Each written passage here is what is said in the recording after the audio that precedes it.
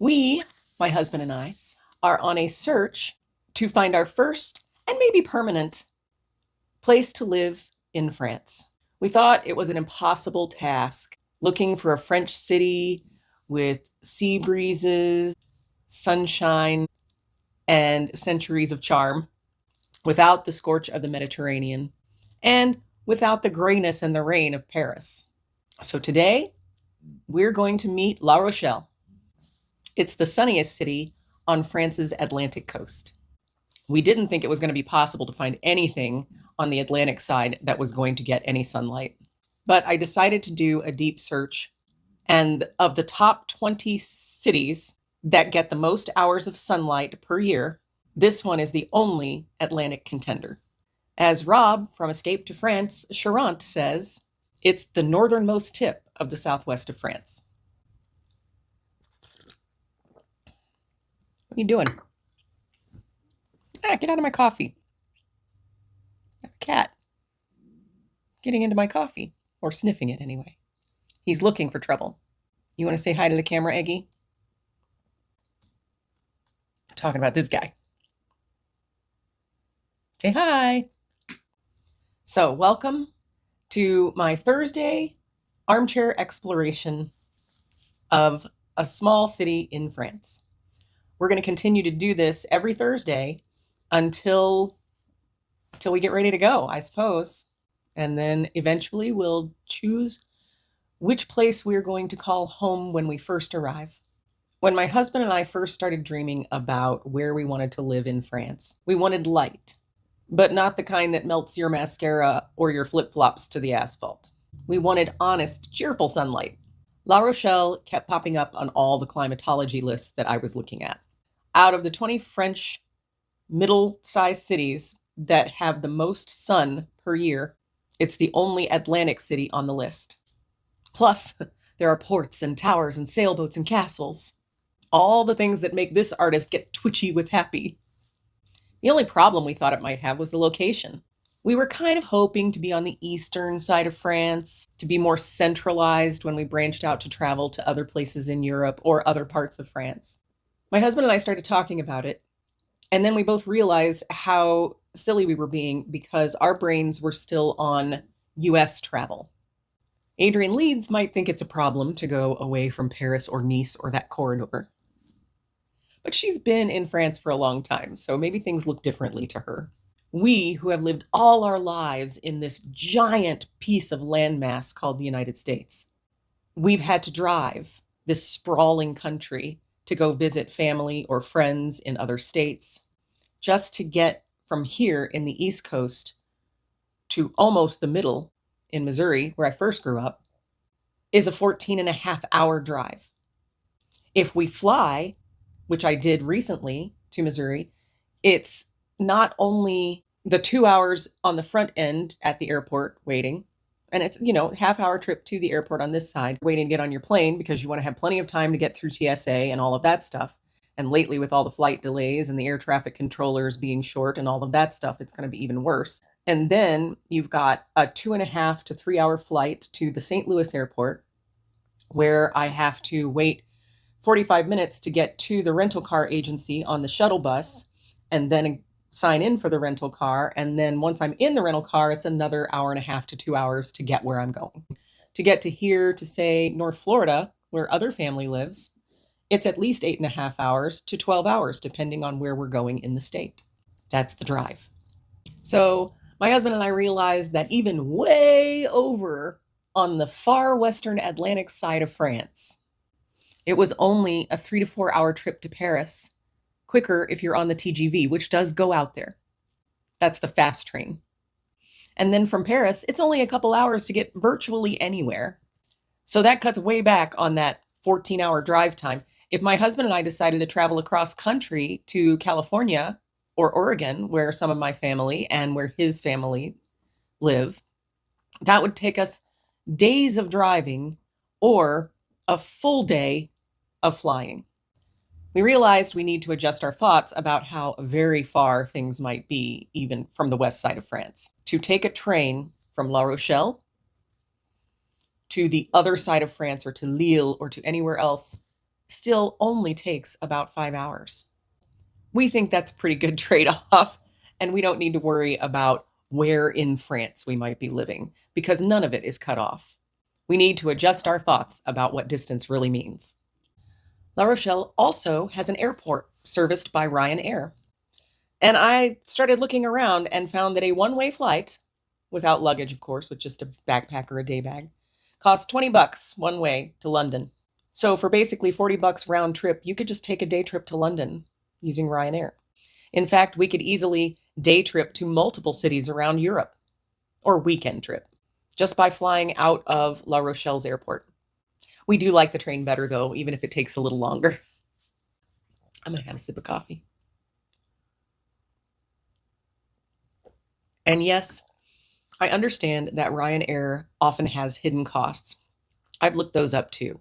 And I'm talking day trips where you don't have a checked bag and you don't have a big carry-on bag. You don't have anything but a small backpack with a change of clothes and what you're needing for the day. We will have our dog though, so it'll be much easier for us to take a train where we want to go, and that's fine.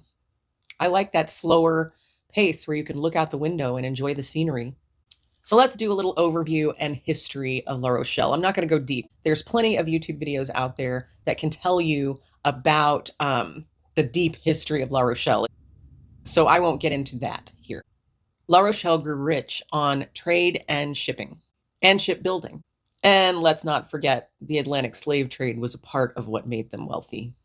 It was a Huguenot stronghold. Huguenots are the word the French use for Protestants, non-Catholics.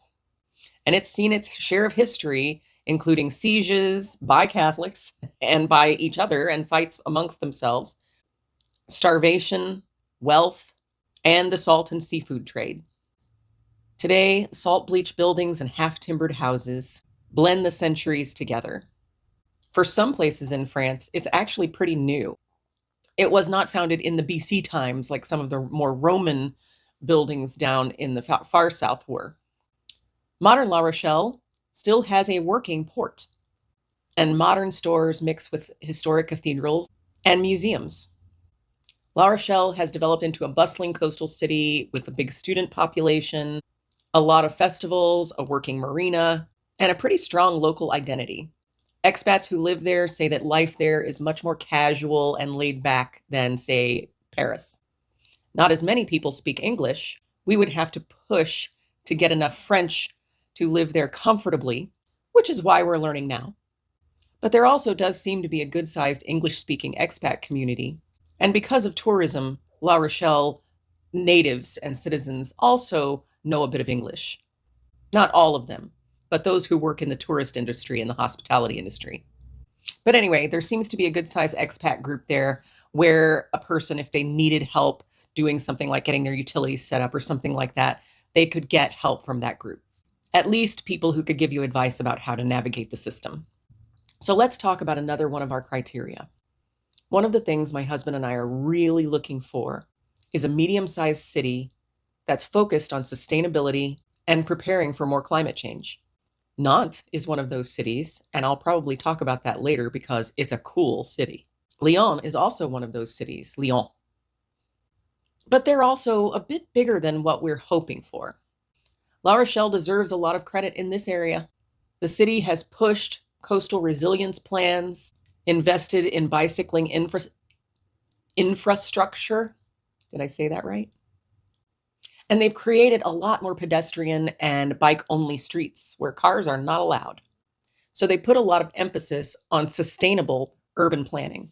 You can really see it when you get on YouTube and you watch any of the walking tours of the city that you're looking at, like La Rochelle, and you just see lines of bikes chained up in the main parts of the city where people riding around too, but it's a biking culture for sure. A lot of the residents there don't use a vehicle to get around. In fact, most tourists have big parking areas where they're supposed to park their cars. They have to walk or rent a bike for the rest of their touring. Also, there is the occasional cruise ship that docks, but where the cruise ship docks is further out away from the main area of downtown. So the people getting off the cruise have to take shuttle buses into the main part of town and then walk into the town the rest of the way. So unlike a lot of cruise ship ports, you're not getting just 1,000 to 2,000 people at once just running in. And I think the cruises tend to be a little smaller, like Windjammer type cruises, though I'm not sure about that. Just if you're interested, look up a walking tour on YouTube of La Rochelle. There are plenty of them to choose from. There are tons of local initiatives revolving around energy, like electric buses, and also green zones are common and building. Green zones are important. Here in North Carolina, our cities have been built up so fast, our small cities like Durham, for example, with giant condo buildings and apartment buildings, and with not much care given to the green spaces. So a lot of green spaces are going away. What does that mean? Well, that means when the rain comes down and it pours and pours and pours, the water has nowhere to go but in the streets, on the concrete. There isn't enough guttering or sewaging system to hold it. So every time we get a big rain, lower lying areas get flooded.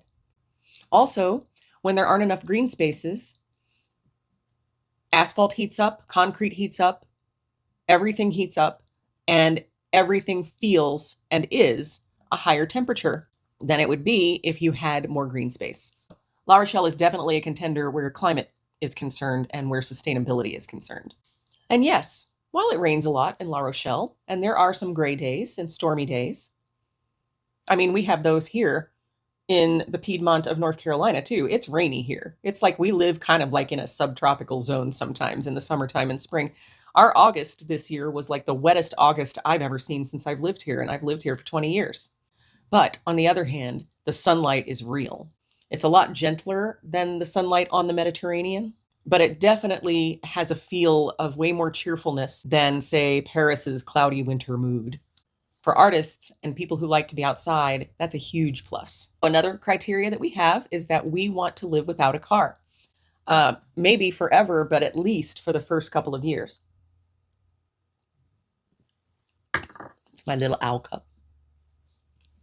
In looking around and seeing the bike culture and seeing all the bus lines, I mean, their public transportation system is fantastic, and the things tend to run on time. They even have night buses for Friday and Saturday nights that will carry people where they want to go after they've had a night on the town. The bus system itself is also run by Velo, which is the bike rental system.